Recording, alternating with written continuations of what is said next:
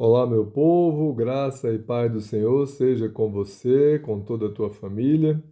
Vamos ao capítulo 2 do livro de Ruth. E tinha Noemi um parente de seu marido, homem de fato poderoso da família de Elimeleque, o qual se chamava Boaz. Elimeleque era o esposo de Ruth. Aliás, o esposo de Noemi, né? Que faleceu. E Ruth, a moabita, disse a Noemi: Rogo-te que me deixes ir ao campo e recolherei espigas, ou seja, grãos, por detrás daquele a cujos olhos eu achar graça. E ela lhe respondeu: Vai, minha filha.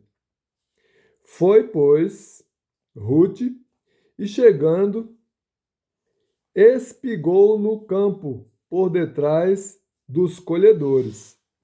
Esse termo espigou quer dizer retirou, colheu espigas, né? E aconteceu por sorte que a parte do campo era de Boaz, o qual era da parentela de Elimeleque. E Boaz, vindo de Belém, disse aos colhedores: O Senhor seja convosco. E eles responderam: O Senhor te abençoa. E Boaz disse ao seu criado, o encarregado dos colhedores: De quem é esta jovem? E o criado, encarregado dos colhedores, respondeu e disse: É a jovem moabita que voltou com Noemi dos campos de Moabe.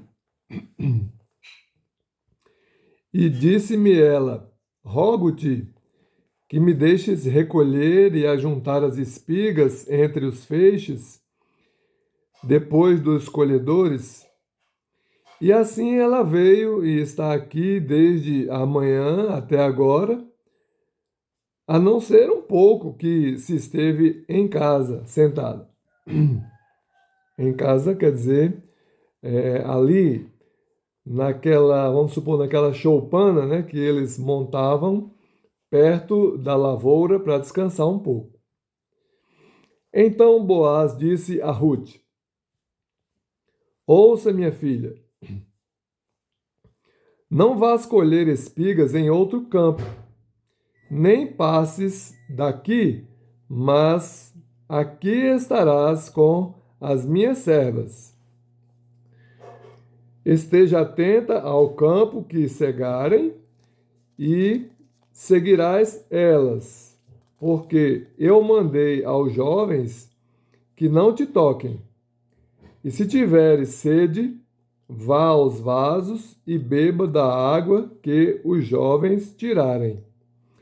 Ela então, baixando o seu rosto, inclinou-se à terra e lhe disse: Por que achei graça aos teus olhos para que tu me reconheças, sendo eu uma estrangeira? E respondendo Boaz, disse-lhe: Por certo me declararam tudo o que tens feito com a tua sogra depois da morte de seu marido, e que, deixando o teu pai e a tua mãe e a terra onde nasceste, vieste a um povo que não conheceste antes. O Senhor galardoe o teu feito, ou seja, que o Senhor premie o teu feito e a tua retribuição seja plenamente concedida pelo Senhor Deus de Israel, sob o qual vieste te abrigar debaixo das suas asas.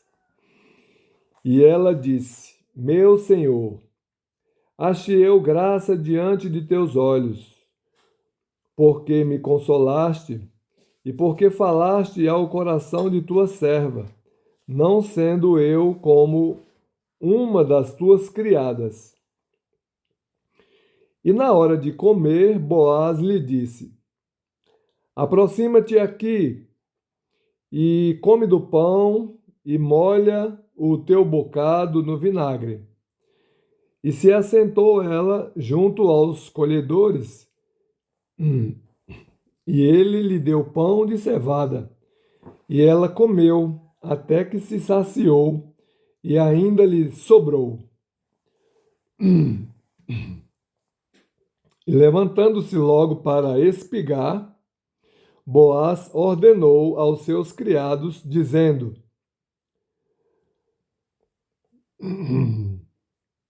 Deixai que ela recolha as espigas dentre os feixes, e não a envergonheis. Antes, deixai cair alguns punhados dos molhos, e a deixareis recolher, e não a repreendais. E ela esteve recolhendo naquele campo até a tarde, e debulhou o que tinha recolhido, e foi quase um efa de cevada, cerca de 36,4 litros, é o equivalente a um efa. E tomando-a, veio à cidade, e a sua sogra viu o que tinha recolhido. Tirou também logo o que lhe tinha sobrado, depois de saciada, e deu a ela. Ruth tinha colhido muito mais do que Noemi acreditava que ela conseguiria.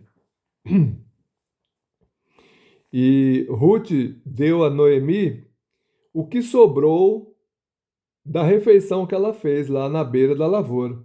Ou seja, Noemi provavelmente teria passado aquele dia sem comer nada. E a sua nora, não é? A Ruth foi quem levou para ela algum bocado para ela comer. O conselho de Noemi. Ele disse à sua sogra então: Onde colheste hoje? E onde trabalhaste? Bendito seja quem te reconheceu. E ela declarou à sua sogra o que lhe tinha acontecido, com quem tinha trabalhado, e disse: O nome do varão com quem trabalhei hoje é Boaz. E disse Noemi à sua nora: Seja ele bendito do Senhor, porque não recusou aos vivos a benevolência que teve com os mortos. Disse-lhe depois Noemi: Aquele homem é nosso parente e é um dos nossos remidores. Remidor era o nome que se dava àquela pessoa que era mais indicada para comprar uma propriedade. Naquela época, no povo de Israel, cada tribo tinha recebido uma parte de terra que Deus havia dado a cada tribo de Israel.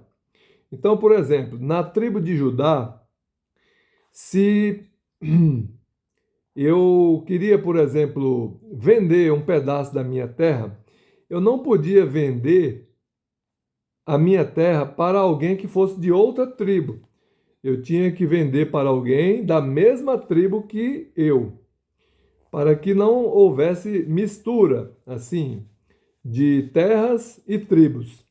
Então, o remidor era aquela pessoa mais indicada para comprar o meu pedaço de terra dentro da minha tribo. E Ruth, a moabita, disse: Também me disse isto: Ajunta-te com os meus criados, até que acabem toda a minha ceifa.